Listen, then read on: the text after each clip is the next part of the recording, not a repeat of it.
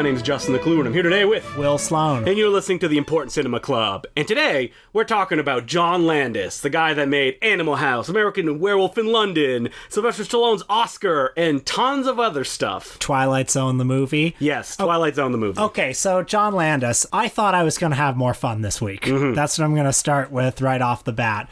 John Landis, he's made all of these wacky comedies that people remember fondly. He's made a couple of horror comedies that people also remember fondly. You know, you see him interviewed, and he's kind of a fun raconteur. And watching these movies this week, I didn't have as good a time as I hoped that I would. Yeah. Also, the specter of Twilight Zone, the movie, hangs over John Landis' career in a way that became more apparent to me this week. So for people that don't know, during the making of Twilight Zone, the movie, of which John Landis directed one of the segments, there was an accident that happened where a helicopter was blown out of the sky by an explosion, and it landed on 3 actors that were in the scene. Vic Morrow and 2 Vietnamese children, and they were decapitated. And from there, a big kind of media circus exploded around the idea of whose fault was it. And John Landis and a number of his collaborators were actually on trial, a 9-month trial for involuntary manslaughter that ended with their acquittal. You know, I have to say I read a lot of the book Outrageous Conduct this week because I kind of wanted to figure out what was my attitude towards this case. That book being about the case and the events that led to it and what happened afterwards. And I think that Landis got off easy. From what I was reading about it, that he was pretty obviously guilty of criminal negligence. And he could have been brought up as well on child endangerment laws because the 2 Vietnamese actors that were in the film. There were child labor laws that forbade children from working after hours. And so these children were not on the call sheet. They were paid sort of under the table so that they could work after hours. So, you know, that alone gives you an indication of, you know, the sort of ship that he was running here.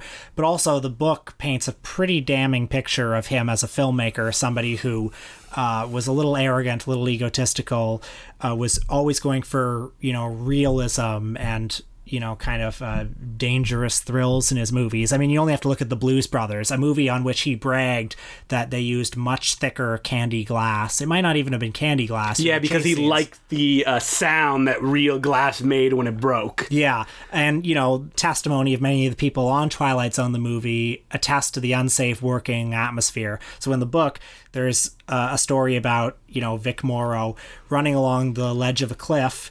And, you know, they didn't put any mattresses underneath. And Landis is going, come on, Vic, run. You know, you'll be safe. It's fine. And Vic Morrow, an old guy, washed up, you know, who's really happy to get a job in a big Spielberg-produced movie. Think of the power disparity there. And then, you know, think about somebody like Landis, who for the whole duration of the movie is saying, come on, we got to make the big explosive finale really cool. We got to have the explosions and the helicopter and the actors in the same shot. You know, we can't do insert shots. We got to have... we can't have little person stuntmen in there. It's got to be real kids. Helicopter, let's get it lower. So, yes, it's an accident. Yes. And I'm sure that it haunts John Landis to this day. He says it haunts him every day. And it should, in my opinion. And I'm sorry that Spielberg doesn't answer his calls anymore, but he got off easy. Yeah, I mean, he didn't go to jail, and he kept being able to make films from that point forward. I mean, he made Coming to America after this. One of the most popular comedies of all time at that time. I don't know. And you think of all the people who, and think of it in gendered terms as well. I mean, Elaine May is unemployable after making Ishtar, but John Landis gets to make Coming to America, and everyone forgets about it. Well, I'm sure he would dispute the idea that everyone forgot about it, but you know what I mean. We were talking earlier that when you mention the name John Landis, people don't usually bring this up in the way that they would when Roman Polanski is brought up. Yeah. And there's like multiple factors around why that is. Like Polanski, that it's still something that haunts him because he's a fugitive from justice, while John Landis was tried in the court of law and he was acquitted. Now, what that means in the sense that like it's the big Hollywood machine, there's a lot of complex working parts that are probably not all kosher, if you will. And also, John Landis, obviously a name brand director, but not the kind of iconic auteur that somebody like a Roman Polanski is as well. Or even a Steven Spielberg, and they were coming up side by side when they were making their biggest hits. Like, you don't watch a John Landis movie and say, that's a John Landis movie. Well, okay, we do, but, but most people don't. Most people just watch Coming to America and don't think about who directed it. Yeah, they probably don't even remember who John Landis is because, like, he has not been a name that pops up more and more and more. They won't go, oh yeah, John Landis directed Animal House. They'll go, no, National Lampoon's Animal House, that one with John Belushi in it. Now, something else that the Outrageous Conduct book points out is when William Friedkin was shooting The French Connection to do that iconic chase scene, one of the shots was they just planted a camera on a car and drove, 90 miles per hour through the Chicago Loop. And thank God nobody was killed. Nobody was killed, and the result was you got one of the most famous scenes in any movie. Well, William Friedkin, if you read Easy Rider's Raging Bulls, is a fucking monster, and nobody brings that stuff up when he does, like, cute little Q&As with Nicholas Winding Refn and stuff like that, because no one died on his watch. Now, Twilight Zone the movie, I haven't actually seen it. Really? We've talked about doing it for a Patreon episode sometime. Yes. I mean, Landis' segment is the second worst in the film, the first belonging to Steven Spielberg, on quality, not on the bad stuff. And by most accounts, I think people would agree, a less towering achievement than The French Connection is. So, well, John Landis, I don't remember his exact quote, but I was reading some newspaper reports that he said, like, at least Vic Morrow died making a great movie. Painful. Yeah. This is another reason why people friggin' hate John Landis. I mean, like, John Landis at the same time, when he appears on a podcast, like, me and Will are overjoyed to hear him talking with somebody like Joe Dante about old movie history and stories of stuff that they've experienced. I like him on Trailers from Hell, for example. Like, he seems like a fun guy to chat with. And, like, he's a guy whose career started so early. If you start reading about John Landis, he has, like, the go-to stories that, like, he started when he was 18 and he worked on Kelly's Heroes and he worked as a stuntman on a bunch of spaghetti westerns before eventually going and making his own movie, which was a monster homage, Schlock, in 1973. Wait, can I bring up that thing about the spaghetti westerns? Didn't he lie about working on Once Upon a Time in the West? I'm sure he did. He's a bit of a fabulist. Yes, he is. He did work on Kelly's Heroes, though, because that's where he met Don Rickles. And he will mention Kelly's Heroes in every single interview that he ever does. But his first movie was Schlock, and he was 21 years old when he made it, full of piss and vinegar. And I think the idea was he was the youngest director to ever make a commercially released film. You've seen Schlock, right? Yeah, it's fun. Yeah, it is fun. It's not, by any stretch of the imagination, a very good movie. I love its trailer under the title Banana Monster, where it just repeats, Banana Monster, over and over again. That was after they re-released it after the success of Animal House. And, like, Schlock is a movie that, like, it's obvious John Landis putting everything that he loves in a picture. He even plays the gorilla in most shots. It's so, like, kind of chintzy, but it's a movie made, like, out of a lot of love for, old monster movies. Like, it's obviously an homage to any old monster movie where there's a guy in a gorilla suit. I love gorilla suits. Like, if you love the idea of a guy in a gorilla suit, I do. That's the joke of Schlock, basically. And from that film, he actually got hired to direct the Kentucky Fried Movie by the Zucker brothers, according to John Landis, because the Zucker brothers read about him being 21 years old. They saw the commercial for Schlock, and they were like, wow, this guy can teach us how to actually make movies, because the Zucker brothers took their kind of review that they were doing and they wanted to put it on screen. So, like, Kentucky Fried Movie is just a bunch of sketches all lined up one after the other. And it is my favorite John Landis movie, but I think that has more to do with the Zucker brothers, frankly. And it's not even my favorite Zucker brothers movie. Yeah. But I do really like Kentucky Fried Movie. I mean, it's very funny. Particularly the famous... It's no groove to, but... But what about that Enter the Dragon parody? It's funny. It goes on a little bit long, but yeah, it's funny. But don't they get the style of, like, a Hong Kong action movie down? Kentucky Fried Movie is, like, probably the top, like, of that era sketch comedy films that were birthed from Kentucky Fried Movie, it being the best in the way that Jaws is the best shark movie. I should maybe not watch Kentucky Fried Movie ever again. Yeah, I keep those fond memories on the inside of your heart, because, like, those fond memories do not exist for John Landis' like great big smash, which was Animal House. Okay, Animal House. This is the one, Yeah, this is the one that, like, made John Landis the comedy name. I hate it so much. I hate it too. I don't really know personally. Maybe it just speaks to my friend group, but I don't know anybody who likes it. I feel like my dad would be someone who likes it. Animal House. I knew people in high school who liked it. Revenge of the Nerds. Well, like, it represents an ideal of, like, who you want to be as like an outcast nerd guy who's not a jock. You just want to be like an anarchist taking out against all the upper crust people and being a massive asshole while you're doing it. Well, also, actually, like, if you're a jock, though, like, I remember a lot of, like, the broiest guys in my high school loved Animal House. Yeah. Well, they don't see themselves as the jock. They see themselves as, like, the, guy playing golf and hitting things into other things. I don't find this movie very funny, putting aside my distaste for everything it represents. Yes. Like, there are some scenes in this movie, just briefly, it's the shenanigans of, what are they, the Delta House? The raunchiest frat at the college. The comedy of a character not committing date rape. Oh, good God. What an awful scene. Yep. But it's them and their misadventures fighting the evil dean, played by John Vernon. Every scene, I want just John Vernon to come back. I like John Vernon in this movie. Yes, He's I do. Very funny. Yeah. I kind of agree with him. Yeah, actually. Like the Animal House. Like, why are they creating so much trouble? And they're also fighting this upper crust fraternity who, I don't see why they're any better or worse than the Animal House, frankly. Yeah. Like, they're all pieces of shit. Yeah, I mean, they're fraternities, so they're already garbage. But the Delta House, there are pieces of shit, ostensibly. Yeah. Yes. And it's just a lot of disconnected scenes, most of them not that funny. At one point, you're like, man, the movie's almost wrapping up, and then they go on a road trip, and you're like, why? So here are two genres of joke that I don't find funny in this movie. One genre is, there's a scene where one of the Animal Housers, or several of the Animal Housers, actually exploit the death of a woman to, get sympathy from other women, and, by getting sympathy, have sex with them. This is potentially, I think, rich comic terrain.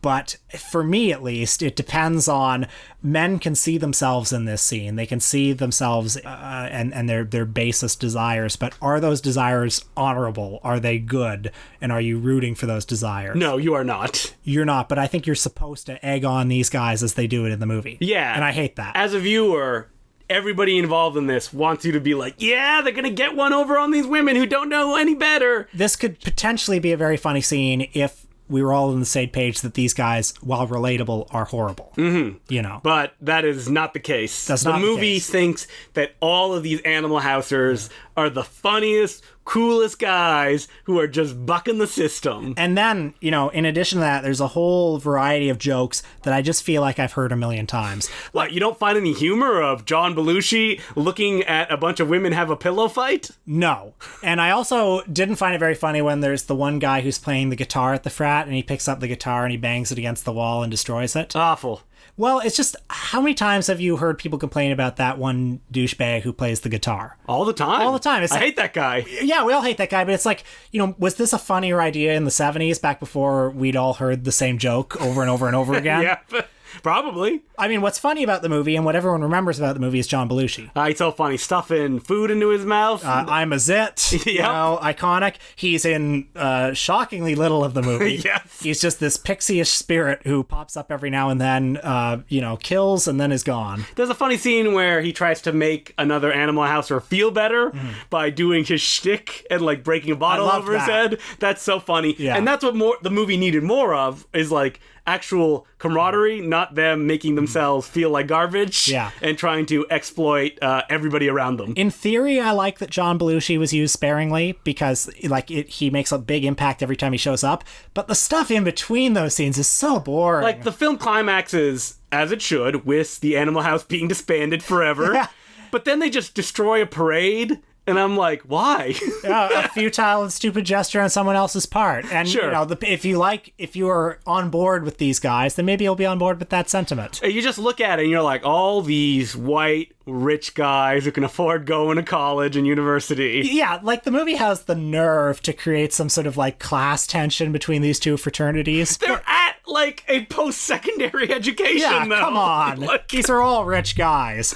And also, I just didn't even like looking at the movie. Like, it looks like it was shot through mud. hey, it has a great score by Elmer Bernstein. Yeah, okay. Yeah, and a lot of people would say that that's one of the reasons people like the movie, that it treated this comedy with this bombastic kind of adventure score. Well, you can't argue with the box office receipts.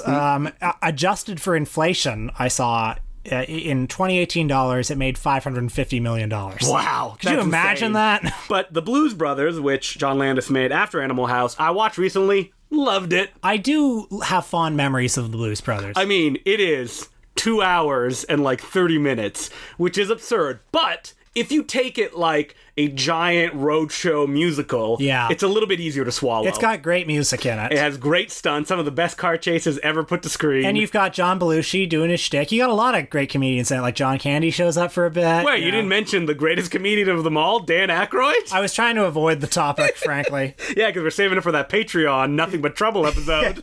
And, I think Dan Aykroyd really got his due in Blues Brothers 2000, but maybe we're getting ahead of ourselves.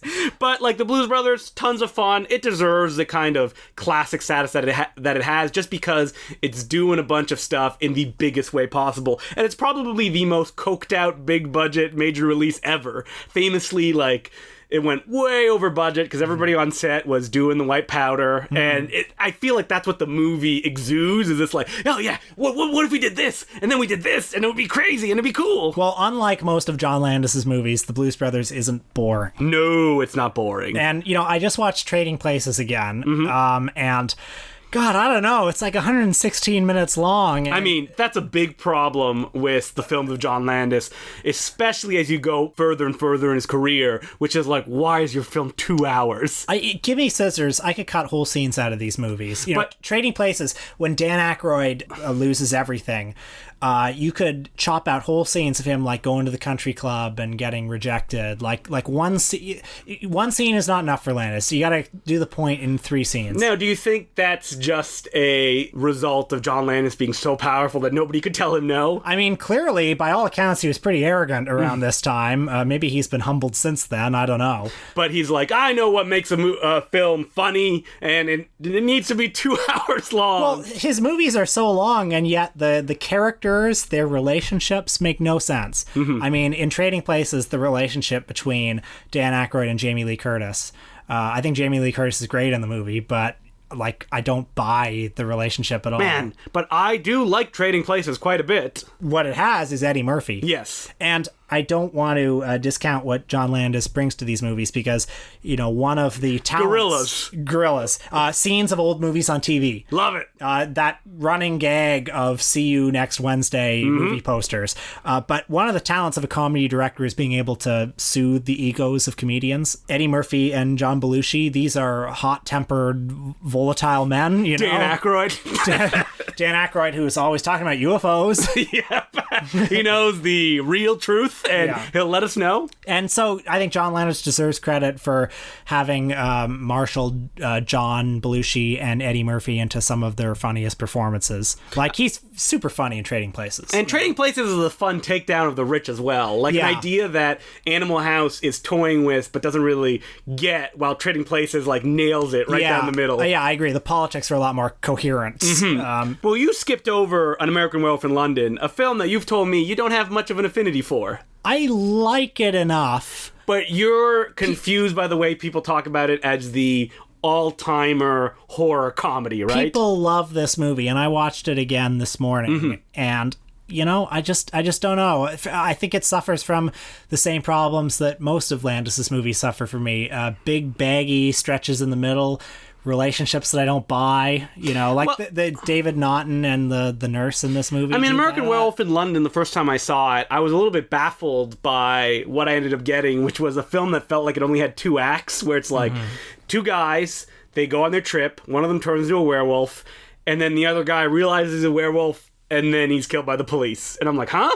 That's it? Like, that's what the movie is? And so abruptly. And it feels like a movie that was written by a young, passionate guy who liked these movies, but didn't actually understand how to tell the story he wanted to tell. Because John Landis, by his accounts, he wrote the script ages ago. He wanted it to be his first film, and he would say stuff like, I want to do the transformation scene in one unbroken take. Like, that's the kind of movie that you have, which is these amazing special effects, these really fun dream sequences, and kind of a baggy nothing around it. Yeah, I mean, David Naughton, I think you'll agree, is a bit of a bit of a cipher. Well, I really like David Naughton and Griffin Dunne at the beginning when they're doing their shtick and walking. I like Griffin Dunne throughout. Yes. Yeah.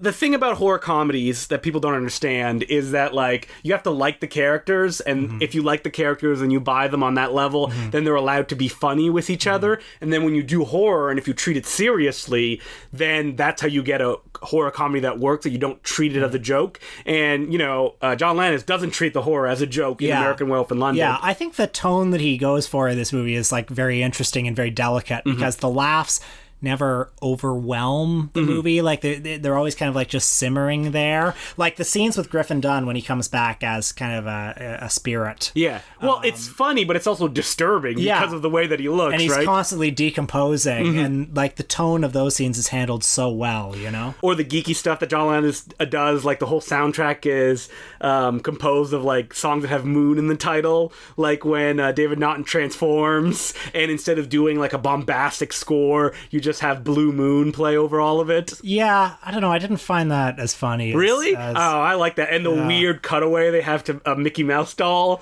suddenly in the transformation scene. It's like, this is real, and it's horrifying, and it looks like it hurts, but at the same time, he undercuts it with a joke without making it like, oh, okay, this is a movie. It's not a parody. Yeah. Like, even the climax of the film, which is this crazy massacre, is, like, in of itself, funny, like the werewolf going around and the level of chaos that he's causing, but at the same time it's kind of horrifying how many people are being murdered and stuff like that. Well, the Rick Baker makeup effects are obviously amazing. I kind of like how he brings certain tropes in without kind of overtly making fun of them, like the scene at the beginning where the two guys stop off at that Slaughtered Lamb? Like the scene in Nosferatu, basically.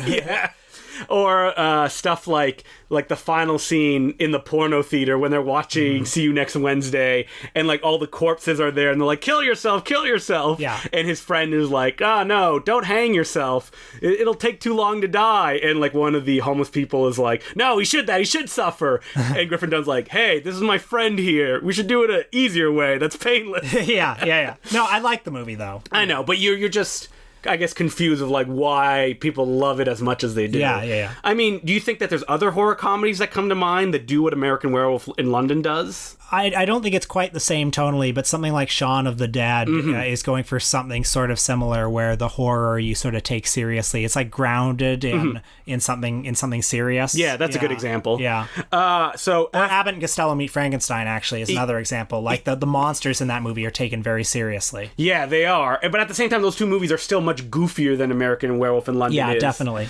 And maybe The Stuff by Larry Cohen. I mean, that movie's pretty goofy as well. Yeah. So, like, I can understand why people, like, hold up American Werewolf in London so high. Like, I really like it as well. I've owned it a bunch of times on physical media. But I also understand the trepidation you have, which is like, is it as good as everybody says it is? How do you feel about An American Werewolf in Paris? It's awful. Okay. I watched it months ago, and it is as bad as I remember watching it at the time. It is, like, the best 90s, like, soundtrack album. I believe there was 2 Smash Mouth songs in the film. And Julie Delpy, for God's sake. Oh, man. Gotta collect those checks. We couldn't mention John Landis without mentioning the fact that he directed Michael Jackson's Thriller, which is probably the most famous music video of all time. Yeah. This may have been one of the first horror things that I watched as a kid, because my sister was obsessed with Michael Jackson, and by consequence, she watched Thriller all the time. And she had the version where there was the behind-the-scenes stuff, the making of Thriller, which was, like, a big deal at the time. I mean, I don't really think of Landis as an auteur exactly, but if I were to pinpoint what the Landis sensibility is, I think the Michael Jackson Thriller video does it as good as anything, right? Vincent Price opening it over, like, a tracking shot of a graveyard with fog coming out of it. Some kind of, like, Joe Dante light. He's like Joe Dante light with a bit more of a jockish sensibility. Yeah, like, he thinks he's the smartest person in the room, and he's also the loudest. Yeah. Well, Joe Dante is probably, like, the quiet guy in the corner. Yeah. Which makes sense that they would both become friends when they lived in L.A. I like Joe Dante better, by the way. After that, the Twilight Zone incident happened, and his next film was Into the Night, which is a film that I actually kind of like. It's a very long and kind of, like, drawn out film where Jeff Goldblum kind of runs around LA meeting a bunch of strange people like David Bowie playing an assassin. Oh, wow. And it may be the most film geek heavy of all of John Landis's films. There's so many weird cameos by filmmakers. Something that like kind of defines John Landis's cinema for me, which is like, oh, Sam Raimi appears in this film, or Dario Argento appears in Innocent Blood, or Robert Wise appears in The Stupids. Like, John Landis just like loves movies so much, and he loves the idea, I guess, of putting directors in front of the camera. David Cronenberg is in so many of his movies. Yeah. Mostly because he shot a lot of them in Toronto, like The Stupids. Adam McGoyan is in The Stupids. Yeah, he is, because he shot in Toronto. And you probably went, who are the Toronto filmmakers? Adam McGoyan, Mr. Exotica himself. Well, from this era of John Landis, I watched Coming to America, a movie that I had seen in parts on TV many times, but never from beginning to end. You know, what can I say? I'll sound like a broken record, but boring for long stretches. Really funny. At some points. The barbershop scene. John Landis likes to talk about the fact that when he was making these movies, that they weren't any, like, black leading man films. And that when he made Coming to America, his ideas was to give Eddie Murphy not only the center stage, but making, like, a African-based story. Now, is this John Landis' story to tell? No. Would anyone have had the opportunity to make this film other than John Landis?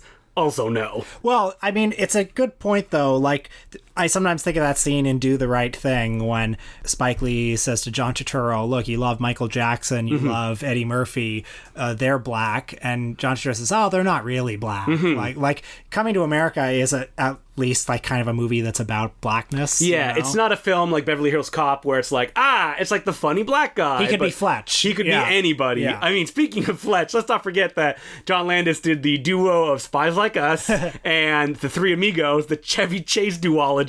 Movies that I saw as a kid. You know, John Landis specializes in movies that I saw as a kid. I started recognizing what John Landis movies were because he gives so much headroom to all the actors. And I don't know why this caught my imagination, but it did. But I started noticing in all the John Landis pictures, there's just like a little bit too much headroom. And that's obviously a choice of shooting in wides. Spies Like Us, not funny. Three Amigos, hilarious. You heard it here first, folks. Yep. Just like Amazon Women of the Moon, whose only segment I remember is the one where it's like, truth or fiction? Could Jack the Ripper be the Loch Ness Monster? So from Coming to America, obviously a huge blockbuster smash, the Landis decline begins. What do you mean? Oscar, the 1991 Sylvester Stallone French farce. How could that fail? So I read an interview with Stallone where he said that it tested poorly, then Stallone cut out 20 minutes of it and it tested better, but Landis insisted on having it longer. Now, who knows who to believe in Stallone. this? Stallone is absolutely right. You watch Oscar, which I did for the Sylvester Stallone episode we did, and you're like, this is way too long. Like, this should be moving very quickly. As Stallone said in the interview I read, like in a farce, you don't pause. You go straight ahead. But we both watched one of his late works, an example of late style, I would say. Innocent Blood. Yeah, from 1992. His return to the horror comedy realm. And like An American Werewolf in London, it's a movie where like the comedy is just sort of under the surface for a lot of it. It's a peculiar mashup of the vampire movie and the gangster movie. But unlike American Werewolf in London, the mistake that it makes is that it assumes we care about any of these characters. While American Werewolf in London kind of grounds its horror and comedy in the friendship between these two kind of Americans, Innocent Blood's got none of that. Everybody is an over-the-top caricature. The two main characters, whose names I forget. There's Anne Perriot, who plays Mary. And Anthony LaPaglia, who plays Joe. Who I confused with like a Baldwin every time he showed up on screen. So did I. I was like, wait. I thought it was Billy. I'm like, is that Billy Baldwin? Yeah. And like, I would check like multiple times during the movie, and I'm like, no, they must have it wrong. I was checking IMDb. Yeah. So they're like, the characters who are supposed to ground the movie, but they're, in my opinion, not good. No, they're probably the most uninteresting part of the film. Yeah. Because what's interesting is that one of the gangsters, played by Robert Loggia, goes on a kill a happy murder spree. And it's just fun to watch Robert Loggia just chew up the scenery. So she, the leading lady, is a vampire, and she infects this gang. And the gang includes, such gangland caricatures as Chaz Palminteri. And, one by one, they get turned into vampires. And Robert Loggia, absolutely full throttle, Also in the movie, Don Rickles. Who has an amazing melt scene where he gets caught in sunlight, like, oh, and they cut to like I hope the only ever made prosthetic Don Rickles that's melting. So as a gangster movie, you got your Goombas and your cannolis and everything. It's like a pure like Goodfellas pastiche. And as a vampire movie, it's also pretty like full-blooded. Yeah, there's a lot of bloodshed in this film. Yeah, it's also got some like weirdly erotic passages in it as well, like just very straight-facedly sexy parts. And it's a great-looking movie, thanks to cinematographer Mac Alberg, who is most famous for shooting almost all of Charlie Band's Empire and Full Moon films. It looks really good, actually. It does. And it's just a movie that, maybe it doesn't all hang together, and like all of Landis's movies, it has big longueurs in it. But, how can you not like a movie that has so much weird stuff in it, that has Don Rickles turning into a vampire and then dying, that has Dario Argento and Sam Raimi, and Tom Savini showing up in cameos. So, yeah, it's fun, but, like, it's not, I felt like, the return to form that John Landis probably meant it to be. It's less than the sum of its parts, I think. And from there on, John Landis' career became, downward spiral. Beverly Hills Cop 3, which, he blames on Eddie Murphy, because Eddie Murphy at the time said, Axel Foley's grown up, he doesn't do jokes anymore. I think Landis interpreted it as, like, Eddie Murphy was feeling a little depressed about his career, and he saw people like Denzel Washington who could be, like, actual action stars. He thought, I want to be like that. Why do I have to make jokes? And, it's brutal. But you do get a cameo from people like George Lucas, and Judge Reinhold gets to be on the big screen again. So Landis continued his friendship with George Lucas, but not Spielberg. I guess not. Interesting. In 1996, he made The Stupids, which is, in my opinion, a very funny movie. The classic Tom Arnold's film, the definitive Tom Arnold film. Written by a Simpsons writer called Brent Forrester. It's essentially a series of Homer Simpson gags done in real life. Now, whether you like that or not will be up to you, but it's also John Landis going completely off the rails and just doing all the crazy fun stuff that he wants to do. At one point, Tom Arnold as Stanley Stupid realizes that all these letters are being returned to sender. Who is this mysterious sender who keeps getting all these letters? And then he imagines who it is, and it's a candy-colored Mario Bava-like lit cavern where Christopher Lee in devil makeup is opening letters and going, you'll never get this check, and then he throws it in a giant ornate fire that breathes it outward every time he does it. You're definitely selling me on this movie, which I saw as a child, enjoyed, never thought to see again. It has a stop-motion dog and cat who are the pets of the Stupids, and there's these crazy Rick Baker design aliens that show up a bunch of times. I remember Tom Arnold singing a fun song in it. Yeah, I think I'm My Own Grandpa. Yes, the classic a tune from the, I don't know. I'm sure you hear it on the radio all the time. I'm my own grandpa. Of course, in 1998 came John Landis' career Waterloo, a film that I saw first run in a theater. Really? Blues Brothers 2000. I remember it was advertised endlessly in 1998. And it was that shot of like the four, because the better of the two Blues Brothers had died. Yes. So they really needed to overcompensate, so they had four Blues Brothers in it, including a child and John Goodman. And that's pretty much it for John Landis. Yeah, I mean, he came back with Burke and Hare. I saw I don't know if it's world premiere or it's Canadian premiere at the Fantasia Film Festival.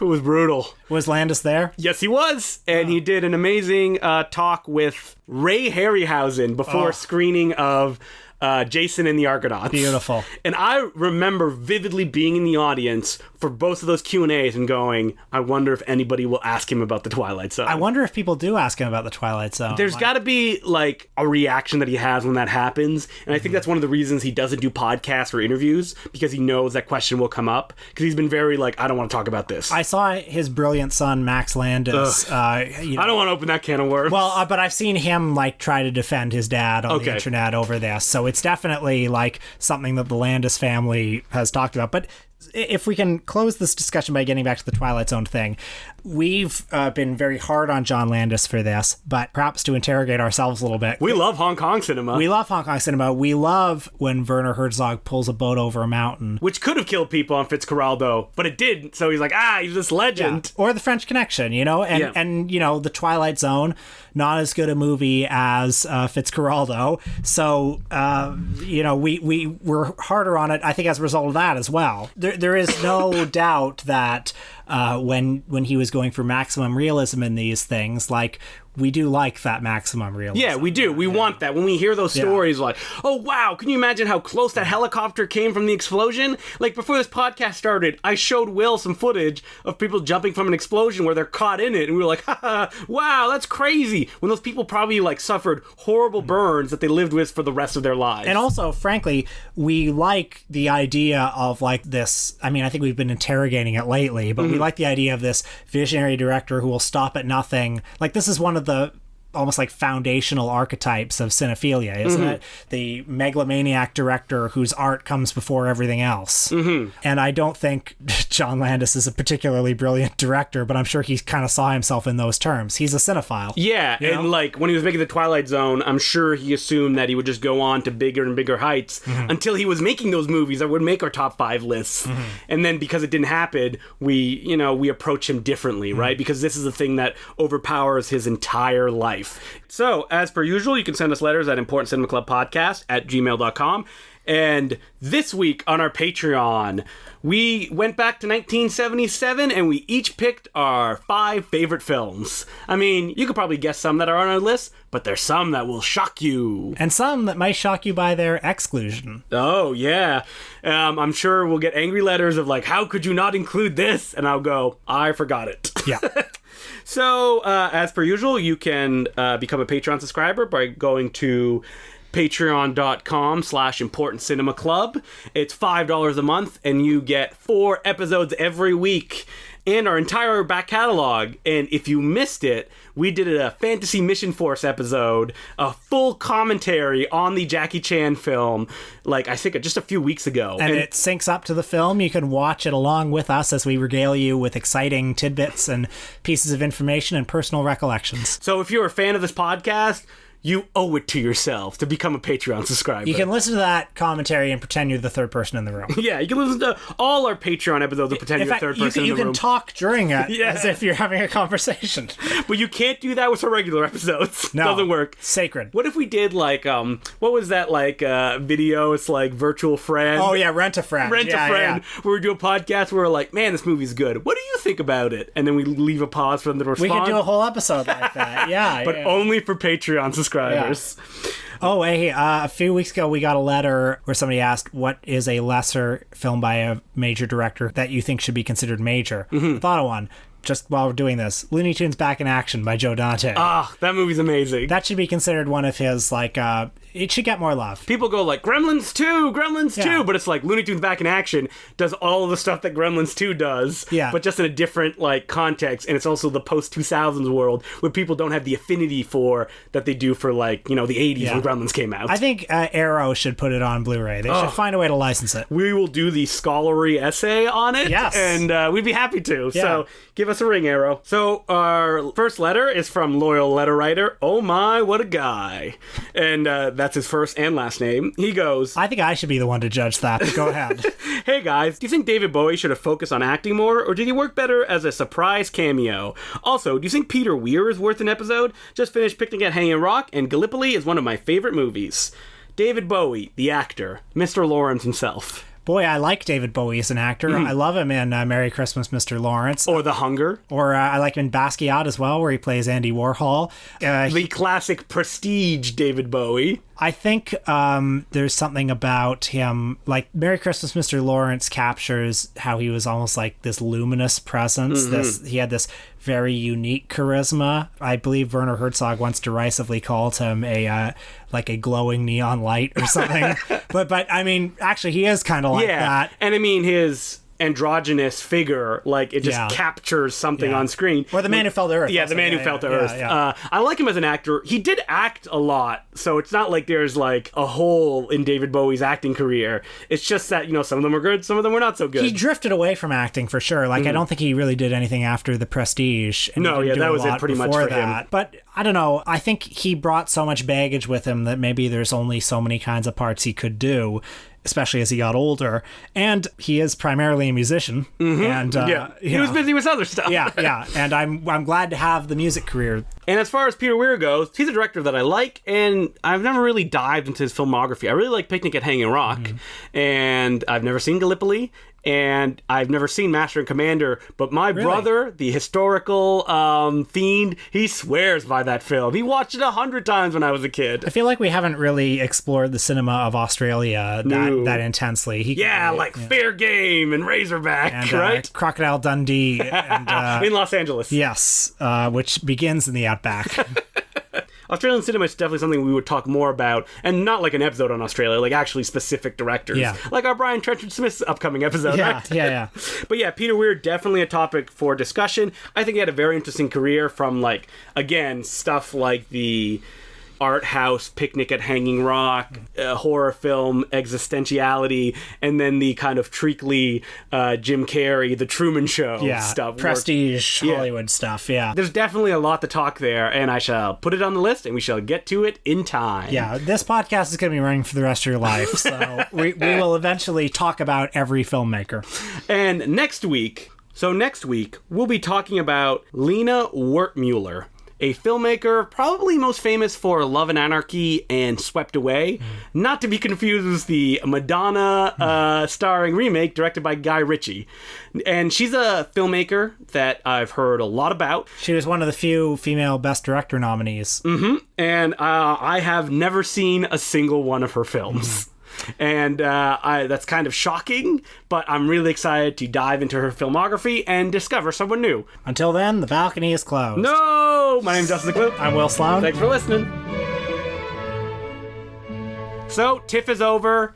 I saw a ridiculous amount of movies, but what's really important is the People's Choice Awards, because we learned who the Oscar contender is going to be this year. God, doesn't it feel great to have the power in your hands? You know, the People's Choice Award can make or break a film. Yeah, it can. And I remember that while I was at TIFF, something fell open, and I went, all right, I got the times wrong for this, so I have to see a film to, like, fill that slot. And I went, I could see Green Book, this film that is directed by Peter Farrelly of the Three Stooges, a favorite of the Important Cinema Club. It happens to star two people that I like, Viggo Mortensen and Mahershala Ali. Mahershala Ali last being seen in stuff like Moonlight and tons of movies. Mm-hmm. And Viggo Mortensen, a guy that actually doesn't act that much. And in this film, which I could only describe as a reverse Driving Miss Daisy, where a working class white guy teaches an upper class black musician about lessons of life. It's, as I described, your grandmother's new favorite film. No movie looked less promising to me at TIFF this year than this one. I mean, I like some of the Farrelly Brothers movies, but they are not great stylists by any means. No, and this film is not stylish. And I think their kind of liberal-ish, touchy-feely side is better when it's, or at least I assumed it was better, kind of a little bit under the surface. Well, I mean, like, The Green Book is the first time that Peter Farrelly actually attempts like a dramatic film ever, I believe. I mean, I could look back through his filmography, but I don't know if it fell between Dumb and Dumber 2 and Three Stooges, like that drama that he wanted to get off the ground. And I heard from people that were at the major screening that during the Q&A, Peter Farrelly was like, I've never actually been to a film festival to present a movie because I've never made a movie to be here. Well, he's forgetting the time that the Three Stooges won the Palme d'Or. In our world it did. And I mean, this is a big lead up we didn't say, but Green Book won the People's Choice Award, which is a little embarrassing. Do you think so? Yes. You liked it though, right? Oh, I did like it. Yeah. I think, like, again, I can like my grandmother's favorite movie, where it's these two, like, really good actors are doing their thing in the cliched kind of, like, getting out of your way, feel-good type movie. It has a planes, trains, and automobile style finish. Like, what's not to like during Christmas? What's not to like about a movie like that? I'm sure it's, as you said on Letterboxd, it's like a movie that when you're home at the Christmas holidays and the whole family needs to watch a movie that's got a lot of ham in it. Yeah. You know, what do you show them? But I'm very suspicious of this movie. Like, it looks like a movie that has backlash written all over. Oh, man, the hot takes are going to come out of this. I mean, the People's Choice Award is defined by what people like and go, I'm going to vote for this. So, like, La La Land and Moonlight played the same year TIFF, and like Moonlight didn't win. Moonlight would never win. La La Land did, because that's like the easy, digestible movie that when you step out, you go, oh, I like this movie, and you put it in the thing. Also, I think TIFF games the system just a little bit. Oh, yeah, they do. They add more screenings to movies they want to win. Yeah, because TIFF wants to be like a real Oscar launching pad. And by the way, I think TIFF got a bit of its mojo back this year on that front, right? There were a lot of like, the Barry Jenkins movie, the Damien Chazelle movie, a lot of stuff. Stars Born, Yeah, I mean, it's real easy, like straight ahead stuff. All those movies that you mentioned, I guess it got a mojo back in the sense that like it's playing films by people that were nominated for Oscars last year, or Bradley Cooper, who is, doing his best to make the greatest movie of all time. Like TIFF prides itself in being the launching pad to the Oscars, and I feel like that reputation maybe lagged a bit in the last couple of years, but now they're roaring back. I mean, but like, isn't it like a monkey's paw curse if like Green Book wins Best Picture? Because that's just like a reversal of everything that like Moonlight won last year, right? Yeah. Green Book, if it wins the Oscar, could only be like a backlash reaction to that. Like, do we need difficult films like 12 Years a Slave? Can't we have just easy feel-good stuff that says, hey, we may be racist on the outside, but on the inside, aren't we all human? By the way, isn't it interesting that like a few years ago, all the Best Picture winners were movies about like Hollywood in some way, like The Artist or art. I mean, they always are, yeah. But now like there's a wave of Best Picture winners that are either like explicitly about race or something like The Shape of Water that is sort of covertly about barely covertly about race. I completely forgot that The Shape of Water it won Best Picture, right? Yeah, That's crazy. Yeah. I'm like, Moonlight won last year, right, guys? but like, if Green Book wins probably like 3 years in a row, and I don't know what one before that, but fucking Birdman. Yeah. Oh man, I forgot Birdman won. Yeah, but 12 Years a Slave won before that, and like, I don't know, it's just interesting. You see the Best Picture winners, and it sort of like measures the temperature of like what people in Hollywood are feeling at that given time. I mean, maybe I want to take the Jean-Marie Straub and Danielle Huyette tact, which is like, I'm not going to show the riot or the unionization, because then that would give you the satisfaction of it happening and wouldn't prompt you to go out and do it. Yeah. It's kind of like these feel good, like, racism doesn't really exist. Yeah. Just makes people feel better, like, oh yeah, the world is a better place. Yeah. At the same time, the People's Choice Award for Midnight Madness, the program that was done by our pal Peter Kaplowski, the winner of that was the underdog of the entire festival, which was The Man Who Feels No Pain, a Bollywood film, which, they never win any awards because they rarely play at film festivals unless they're like art pictures. Yeah, I was glad that he programmed that. I unfortunately fell asleep halfway through and had to go home. Yeah. Because I'm an old man. I can't stay up late. It's midnight. You need to drink some coffee, especially when the movie is 2 hours and 10 minutes. I know. But I did get to meet the action choreographer of that film and have dinner with him, Eric Jacobus, the director of fucking Contour, which we talked about last week. He was very nice. He had heard about the podcast and shared it with his friends. Oh, really? Yeah, nice. He did. Nice. And he knew as much as you would want someone to know about like action choreographers. He'd be like, this guy. He's like, oh yeah, this movie and that movie. And he was very happy that I knew about his Stunt People website where he used to break down all the action scenes. Oh, great. He's like, I was making it for people like you. And I'm like, yes. And it's great. He actually got on stage with the rest of the cast to do the Q&A. And I'm like, I can't remember any time where an action choreographer or choreographers, because his partner Dennis Rule got up on stage and they actually did the Q&A with the Bollywood stars and the director, which is amazing. And I have to give it all to Peter Kaplowski for being like, you guys should be here, like we'll do the Q&A. I remember when Bunraku played like that really bad Josh Hartnett like action picture, the two like biggest action choreographers like working in the industry, J.J. Perry and Larnell Stovall, were in the audience, and they just stood up and waved at one point but never got up on stage. And it's like, come on! Yeah. Well, Josh Hartnett. Yeah, exactly. Chopped liver.